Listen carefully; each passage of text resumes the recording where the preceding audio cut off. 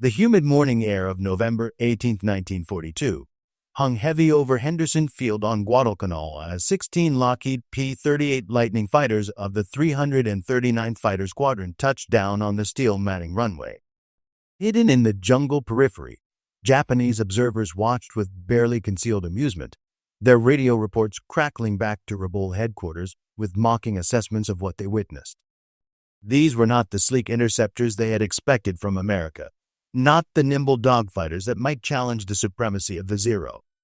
Instead, they saw massive twin-engine machines with distinctive twin booms that seemed to defy every principle of aerial combat the Japanese had mastered. To eyes trained on the elegant simplicity of the Mitsubishi EA-6M0, everything about these American fighters appeared fundamentally wrong, too heavy, too complex, too excessively engineered in the typical American fashion. The Zero had been refined to perfection through subtraction, with every unnecessary gram removed and every component minimized to achieve supreme maneuverability through purity of design. The Americans, however, had done precisely the opposite, adding engines, weight, and complexity where the Japanese had stripped away excess. At Rabaul, headquarters of the Japanese Navy's 11th Air Fleet received these reports with deep satisfaction, believing they confirmed what they had suspected since Pearl Harbor, that Americans relied on material excess because they lacked the warrior spirit that made Japanese pilots invincible. None of them could have known that this moment would trigger the most profound transformation in Japanese naval aviation doctrine, a systematic demolition of every assumption about American capabilities through one impossible mission that would occur in just 5 months.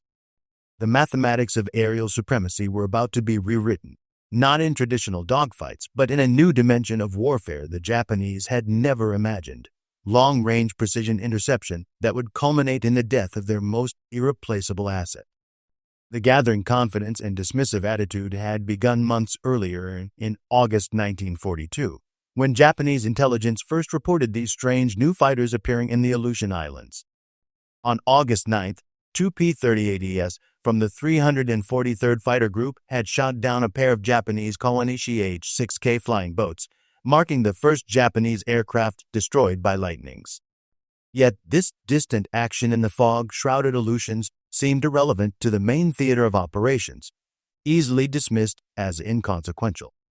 The initial Japanese intelligence assessment distributed to fighter units in September 1942 reflected deep institutional overconfidence. The report stated flatly that the twin-engine design represented the American tendency toward mechanical complexity over combat efficiency, predicting that such aircraft would prove inferior to Japanese fighters in all combat situations requiring maneuverability. Among the officers reviewing these reports was Commander Minoru Genda, the tactical genius behind the Pearl Harbor attack, whose assessment recorded in official Navy documents stated with characteristic arrogance that the Americans, having failed to match the Zero with conventional fighters, now resortetto unconventional designs where every additional component represented another point of failure. The Zero, Genda noted, was born from the warrior philosophy of achieving maximum results from minimum material, while these American machines represented the opposite philosophy entirely. The initial encounters seemed to confirm Japanese confidence completely. When P-38s began operating from Guadalcanal in November 1942, Japanese pilots reported that the American fighters appeared reluctant to engage in traditional dogfights, an observation that was interpreted as fear rather than sophisticated tactics. The first disturbing signs emerged on November 18, 1942, which marked the first combat between P-38s and Japanese fighters over Guadalcanal. Pilots of the 339th Fighter Squadron, while escorting Boeing B-17 bombers, claimed 3 Japanese aircraft destroyed. Though modest in scope, this engagement demonstrated something entirely new. The P-38s had refused to be drawn into turning fights, instead making high-speed passes from altitude before disengaging. December 27, 1942, provided the first serious shock to Japanese confidence when 12 P-38s from the 39th Fighter Squadron encountered a Japanese force over Dobodura, New Guinea. The engagement proved brief but decisively one-sided. The P-38s, maintaining their altitude advantage and refusing to engage in maneuvering combat, destroyed multiple Japanese aircraft while suffering minimal losses themselves. The Japanese Navy's 4th Air Group War Diary, captured after the war, recorded growing concern about these encounters. By December 1942, the twin-engine fighters were appearing over Japanese bases at altitudes their fighters struggled to reach. When Japanese fighters climbed to engage, the Americans would dive through their formations at exceptional speed, fire with devastating accuracy, and climb away before the Japanese could respond effectively. The most troubling aspect for Japanese pilots was the P-38's apparent immunity to traditional tactics that had served them so well. The Zero's legendary maneuverability, which had dominated every opponent since China, seemed utterly irrelevant against an enemy that simply refused to turn and fight on Japanese terms. Despite these warning signs, the Japanese intelligence assessment of the P-38, revised in January 1943, still reflected dangerous underestimation. The report distributed to all fighter units continued to state that the Lockheed twin-engine fighter represented American industrial philosophy rather than combat effectiveness. Estimating maximum speed at 350 miles per hour, service ceiling at approximately 30,000 feet, and range between 500 to 600 miles with machine gun armament in the nose mounting. The tactical assessment advised pilots that the aircraft's weight and complexity made it vulnerable to Japanese fighters in traditional combat, recommending that pilots force close-range engagements where Japanese superiority was absolute. The reality was starkly, dangerously different from these assessments. The P-38G models arriving in the Pacific could achieve 400 miles per hour in level flight, climb to 40,000 feet, and with drop tanks strike targets over 1,000 miles away. The concentrated firepower of 4 50 caliber machine guns and one 20mm cannon in the nose provided devastating accuracy that no dispersed gunfighter could match. By January 1943, American pilots had developed tactics specifically designed to exploit the P-38's advantages, with Major John Mitchell of the 339th Fighter Squadron refining these techniques. The fundamental rule was elegantly simple: never surrender the energy advantage to engage in maneuvering combat with Japanese fighters, a principle that would prove devastatingly effective. The Battle of the Bismarck Sea from March 2 to 4, 1943, provided evidence that should have shattered Japanese complacency completely. P-38s flew top cover as American and Australian bombers annihilated a Japanese convoy attempting to reinforce Leyte, sinking 8 transport ships and 4 destroyers. The P-38s claimed numerous aerial victories while successfully protecting the attacking bombers throughout the engagement. Japanese survivor accounts recorded in post-war interrogations described P-38s maintaining station at altitudes the Zero escorts struggled to reach, and when the Japanese fighters finally climbed to engagement altitude, they found themselves at an energy disadvantage that proved consistently fatal. Even this disaster was rationalized in Japanese reports, with the official assessment blaming numerical inferiority and surprise rather than acknowledging American technological and tactical superiority. This institutional denial would persist with tragic consequences until it was far too late. On April 1, 1943, Admiral Yamamoto launched Operation I-Go, a massive aerial counteroffensive from Rabaul intended to crush American airpower in the Solomons and demonstrate continued Japanese superiority. Yamamoto himself had come forward to direct operations personally, lending his considerable prestige to the campaign. The results of Operation I-Go were catastrophically misreported to Japanese high command, with pilots claiming fantastic victories including dozens of American aircraft destroyed and multiple ships sunk. The actual American losses were minimal, while Japanese aircraft losses, many inflicted by P-38s, were substantial and irreplaceable. It was in this atmosphere of false confidence that Yamamoto made his fatal decision to conduct an inspection tour of forward bases, a decision that would place him within range of American P-38s operating from Guadalcanal. On April 13, 1943, American radio intercept stations copied a Japanese naval message in the JN-25D cipher. After hours of painstaking work, cryptanalysts at Pearl Harbor decoded a detailed itinerary for Admiral Yamamoto's inspection tour. The message specified that on April 18, The commander-in-chief would depart Rabaul at 0600 VAM medium bomber escorted by 6 fighters, with precise arrival times at various bases throughout the day. The intelligence was immediately forwarded to Admiral Chester Nimitz, who made the momentous decision to attempt an interception. The only aircraft in the American arsenal capable of such a mission was the P-38 Lightning, though the interception point would be 400 miles from Guadalcanal at the extreme limit of the P-38's range, even with drop tanks. On April 17, 1943, Major John Mitchell of the 339th Fighter Squadron was tasked with planning what would become one of the most precisely executed missions in aviation history. The route would have to cover 600 miles to avoid Japanese-held islands and coastwatcher positions, flying at wavetop height to avoid radar detection. 18 P-38s would fly the mission, 4 designated as the killer flight to attack the bombers, 12 as top cover to handle the 0 escorts, and 2 spares. The pilots selected included Captain Thomas Lanphier Jr., Lieutenant Rex Barber, Lieutenant Besby Holmes, and Lieutenant Raymond Hine for the killer flight. Mitchell's navigation would have to be absolutely perfect, with no margin for error in fuel consumption and no opportunity for a second pass. The entire engagement would have to be completed within minutes of contact. At 0710 hours on April 18, 1943, 16 P-38s took off from Guadalcanal's Fighter II strip, with 2 aircraft experiencing mechanical problems during departure. They flew for 2 hours and 20 minutes at 50 feet above the ocean, maintaining complete radio silence and navigating by compass and clock alone across vast expanses of empty Pacific. At 0934 hours, exactly as planned, Lieutenant Doug Canning spotted the Japanese formation, 2 Mitsubishi G4M Betty bombers in trail formation with 6 Zero escorts weaving protective patterns above them. Mitchell's navigation had been absolutely perfect, intersecting the Japanese flight path within 1 minute of the calculated time.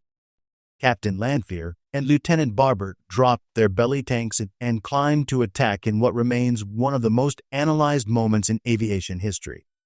Both pilots would later claim to have shot down Yamamoto's bomber, but post-war analysis of Japanese records and crash site evidence indicates that Barber's guns found their mark. The lead bomber's right engine exploded in a brilliant fireball, the wings separated from the fuselage, and the aircraft carrying Admiral Yamamoto plunged into the jungle canopy of Bougainville. The second bomber carrying Vice Admiral Matomi Ugaki was also shot down but crashed in the water, with Ugaki surviving the impact. Only 1 P-38 was lost in the engagement, Lieutenant Raymond Hine, last seen with a 0 on his tail, heading out to sea and never returning. At 1400 hours on April 18, 1943, when the surviving Zeros returned to Rabaul and reported the ambush, Japanese naval headquarters initially refused to believe that Yamamoto could be dead. A search party found the wreckage the following day, discovering Yamamoto's body thrown clear of the aircraft, killed instantly by 50 caliber bullets. The psychological impact on the Japanese Navy was utterly devastating. Yamamoto was not merely a commander, but a symbol of Japanese naval superiority, the architect of Pearl Harbor, and their most capable strategic mind. That he could be hunted down and killed at a precise time and place chosen by the Americans demonstrated a level of intelligence gathering and operational capability the Japanese had not imagined possible. Captain Watanabe, who led the recovery party, reported that the admiral was found still gripping his ceremonial sword, maintaining his dignity even in death. But the precision of the American attack, appearing at exactly the right moment in exactly the right place, had shattered Japanese confidence completely and irreversibly. The successful interception of Yamamoto forced a complete re-evaluation of the P-38 within Japanese naval aviation circles. A new assessment issued May 1, 1943, marked most urgent, all units, revealed the staggering scale of previous miscalculations. Previous assessments of the Lockheed-type fighter were hereby rescinded based on combat analysis and the events of April 18. The revised assessment revealed actual capabilities that dwarfed earlier estimates: maximum speed exceeding 400 miles per hour, service ceiling exceeding 40,000 feet, combat range exceeding 1,000 miles with auxiliary tanks, concentrated firepower vastly exceeding initial estimates, and climb rate superior to all Japanese fighters above 15,000 feet. The critical warning stated that this aircraft represented capabilities beyond previous experience, advising pilots to avoid combat unless possessing clear tactical advantage. May 1943 brought fundamental changes to Japanese fighter tactics, all driven by the P-38 threat. The Imperial Japanese Navy issued new combat directives that reversed years of established doctrine. When engaging twin-engine American fighters, pilots were instructed not to attempt matching their climb above 20,000 feet, not to follow them in high-speed dives, to attack only when the Americans were committed to ground attack or bomber escort duties, and to disengage immediately if the enemy maintained altitude advantage. These directives represented a complete reversal of Japanese fighter philosophy, which had always emphasized aggressive engagement and spiritual superiority over material factors. The psychological impact was profound. The samurai spirit of aerial combat was being systematically defeated by American engineering and tactics. Throughout 1943, the P-38 systematically destroyed Japanese airpower in the Solomons and New Guinea. The toll on experienced pilots was catastrophic and irreplaceable. Unlike American pilots who often survived being shot down thanks to extensive rescue operations and the P-38's ability to return home on one engine, Japanese pilot losses were usually fatal due to vast ocean distances and limited rescue capabilities.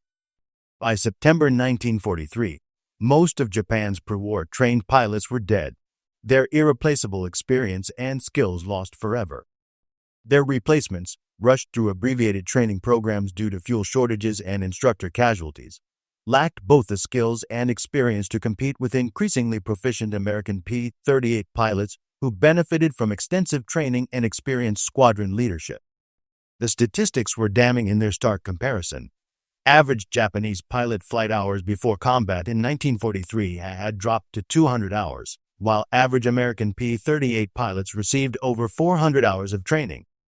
Japanese pilot survival rates after 10 missions plummeted to 40%, while American P-38 pilot survival rates remained at 80%. Creating a widening gap in experience and capability. In October 1943, the P-38s revealed another devastating dimension of their superiority, the ability to escort bombers at ranges no Japanese fighter could match. B-24 Liberators, previously vulnerable to interception during long-range missions, could now strike targets throughout the Japanese defensive perimeter with P-38 escorts that remained with them for entire missions. The mathematics were relentless and inexorable. Each P-38 could escort bombers on 1,000-mile missions, while the Zero's maximum combat radius, even with drop tanks, was only 600 miles. This meant American bombers could strike from bases beyond Japanese retaliation range while still enjoying complete fighter protection throughout their missions.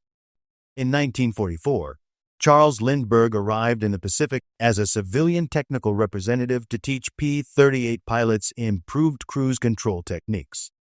His methods increased the P-38's combat radius by up to 30%, according to some sources, further extending American reach into Japanese-controlled territory. Lindbergh also demonstrated the P-38's effectiveness as a fighter bomber, showing pilots how to deliver bombs with precision while maintaining full fighter performance capabilities. The Battle of the Philippine Sea in June 1944 demonstrated how completely the balance of power had shifted in the Pacific.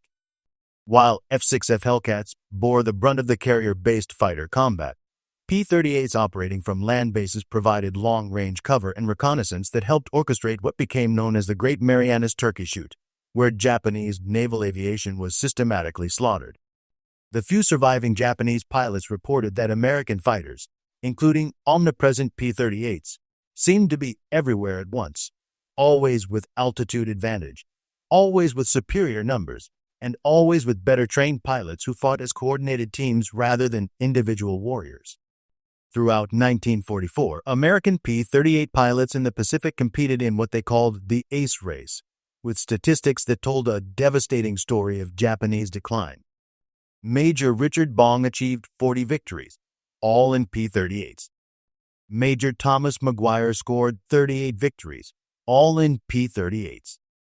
Colonel Charles MacDonald claimed 27 victories, while Lieutenant Colonel Gerald Johnson recorded 22 victories.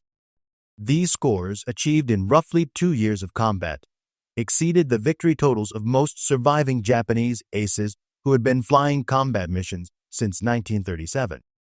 The P-38 had become not merely a fighter aircraft, but an ace-making machine that systematically destroyed Japanese aviation expertise while creating an ever-expanding cadre of experienced American pilots who passed their knowledge on to new arrivals. By 1945, Japanese naval aviation had effectively ceased to exist as a coherent fighting force. The P-38, along with other American fighters, had systematically destroyed not just aircraft and pilots, but the entire institutional knowledge and capability of Japanese naval aviation that had taken decades to develop. A post-war Japanese technical evaluation revealed how completely they had misjudged American engineering philosophy and capabilities. The report stated that the P-38 represented design concepts they had failed to comprehend: redundancy over simplicity, twin engines providing survival capability, energy tactics over maneuvering tactics, firepower concentration over dispersion, multi-role capability over specialization, and pilot protection over weight savings. Every feature they had dismissed as excessive American engineering had proved decisive in actual combat conditions. The final statistics of the P-38 in the Pacific Theater painted a picture of complete American dominance. Japanese aircraft confirmed destroyed by P-38s totaled over 1,800, including Admiral Yamamoto's G4M on April 18, 1943. Total P-38 production reached 10,037 aircraft, with peak production exceeding 400 per month in 1944. P-38s flew over 65,000 sorties in the Pacific, including fighter sweeps, bomber escorts, ground attacks, and reconnaissance missions, with average mission ranges exceeding 600 miles. According to post-war Japanese assessments, the Yamamoto mission's impact was devastating and irreversible in terms of morale, strategic effect through the loss of Japan's most capable naval strategist, and psychological impact by demonstrating that no Japanese leader was beyond American reach and precision. The production comparison revealed the complete futility of Japanese resistance against American industrial capacity. While Japan struggled to produce 300 to 400 fighters monthly of all types combined, Lockheed alone was producing over 400 P-38s per month at peak capacity. Additionally, America was simultaneously mass-producing P-51 Mustangs, P-47 Thunderbolts, F-6F Hellcats, and F-4U Corsairs in numbers that dwarfed total Japanese production.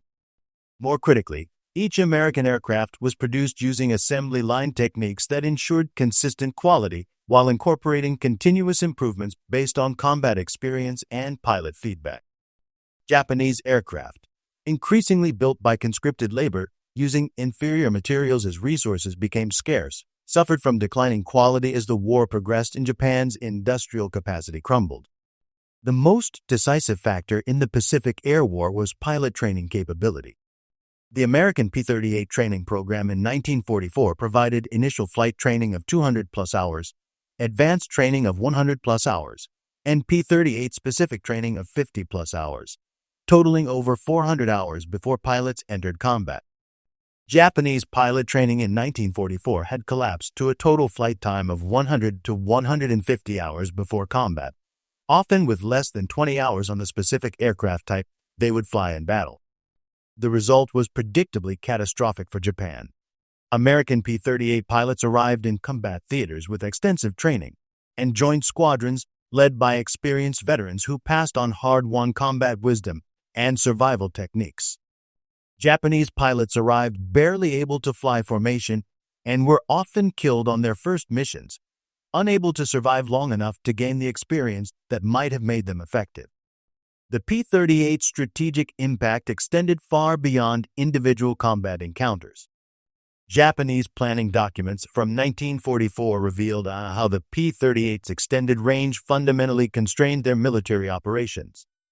All fleet movements had to account for P-38 reconnaissance and strike capabilities, while daylight operations within their range invited certain destruction, restricting Japanese operational flexibility to an intolerable degree. The Japanese Navy's inability to operate freely in daylight within P-38 range, which by 1944 encompassed most of the Western Pacific, fundamentally altered the strategic dynamics of the entire war. Japanese forces were increasingly restricted to night operations and defensive positions, ceding the initiative entirely to American forces.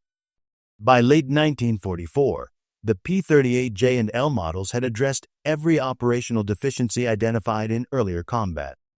Improved engines, hydraulically boosted ailerons for better high-altitude handling, enhanced cockpit heating systems, and dive brakes made the Lightning superior in every performance regime. Meanwhile, Japan struggled desperately to maintain production of the obsolescent Zero with no resources available to develop or produce more advanced designs in meaningful numbers. Late-war Japanese fighters like the N-1K2J George and Ki-84 Frank were excellent designs that might have challenged American aircraft effectively. But they arrived too late and in too few numbers to affect the war's outcome significantly. Japan's industrial capacity had been stretched beyond its limits, while American production continued to accelerate. Post-war interrogations of surviving Japanese pilots revealed the complete transformation in their perception of the P-38 and American capabilities. Lieutenant Commander Saburo Sakai, interviewed in 1946, admitted that they had begun the war believing their spirit and skill were superior to American materialism. But the P-38 had proved that properly employed technology defeats spiritual superiority, noting that you cannot fight physics with courage alone. Captain Tetsuo Tanaka, a 32 victory ace who survived the war, observed that the P-38 was not the best turning fighter, not the fastest, and not the highest flying, but it was good enough at everything and seemed to be everywhere Japanese aircraft operated. They called them twin-tailed shadows, he recalled, because they seemed to be waiting wherever Japanese pilots flew. In 1962, at a joint U.S.-Japanese aviation history symposium, veterans from both sides discussed the P-38's transformative impact on aerial warfare. Former Captain Minoru Genda, by then a member of Japan's parliament, admitted that the P-38 was the first clear signal that they had fundamentally misunderstood modern warfare. When it killed Admiral Yamamoto, it killed more than a man. It killed their entire concept of warfare based on superior warriors rather than superior systems. Former Major John Mitchell, who had led the Yamamoto mission, responded that America couldn't build a fighter that could outturn a Zero, so they built one that didn't need to turn, representing the quintessentially American approach of changing the rules of engagement rather than accepting enemy advantages. At a 1985 reunion of Pacific Theater veterans in Hawaii, surviving Japanese naval aviator Kenji Yanagiya, who had flown escort for Admiral Yamamoto, delivered remarkably candid remarks about the P-38's impact. He explained that they had dismissed the P-38 in 1942 because they measured it by Japanese standards, valuing elegance where Americans valued effectiveness, seeking perfection in one dimension while Americans sought adequacy in all dimensions. The Japanese had built the ultimate sword, while Americans built guns that made swords irrelevant. The killing of Admiral Yamamoto, Yanagiya continued, was not merely a successful military mission, but a strategic demonstration that America could reach anywhere and strike anyone with an aircraft the Japanese had initially dismissed as impossible. The greatest lesson was that modern warfare was not about individual excellence, but about integrated systems, not about warrior spirit, but about industrial capacity, not about elegant solutions, but about practical ones that could be mass-produced and effectively employed.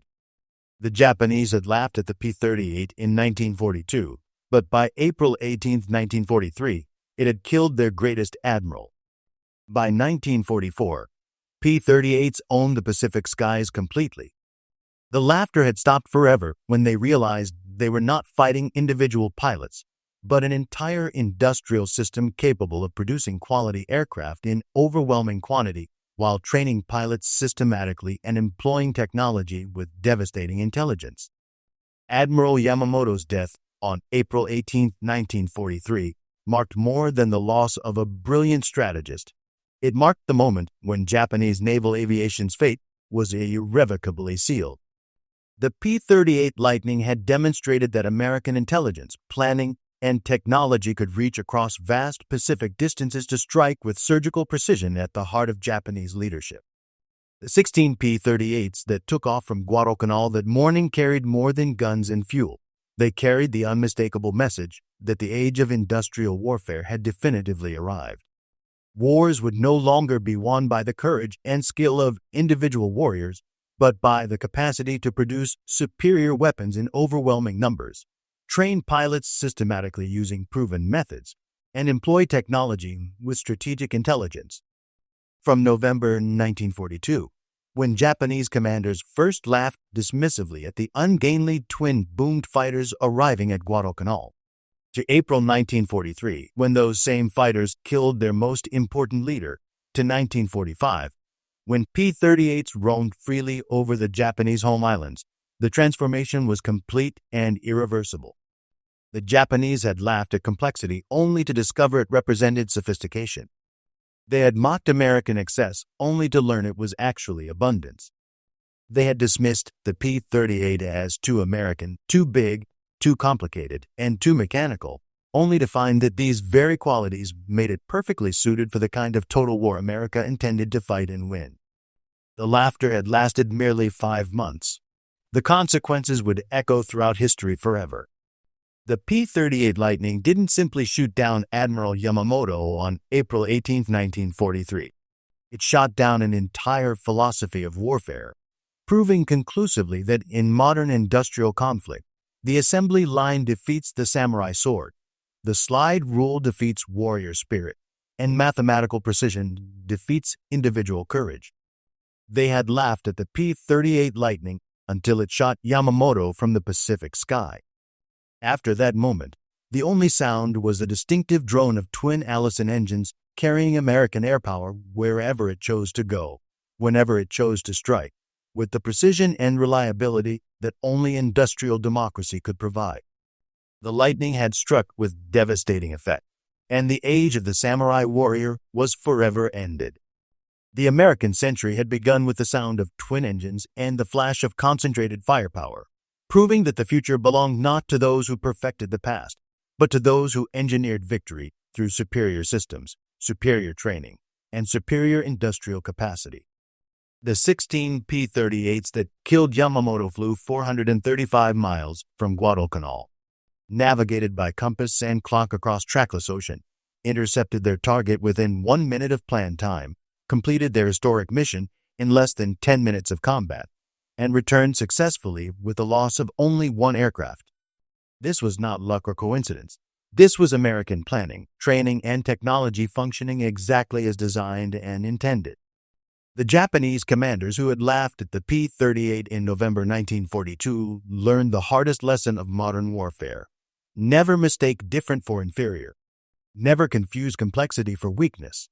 And never laugh at the future when it arrives on twin engines, armed with American firepower and guided by American determination and intelligence. The P-38 Lightning had delivered the last laugh, and its echo reverberated across the Pacific until the rising sun of Japanese militarism finally set forever on August 15, 1945, when Emperor Hirohito announced Japan's surrender to Allied forces, ending the greatest industrial war in human history with American victory complete.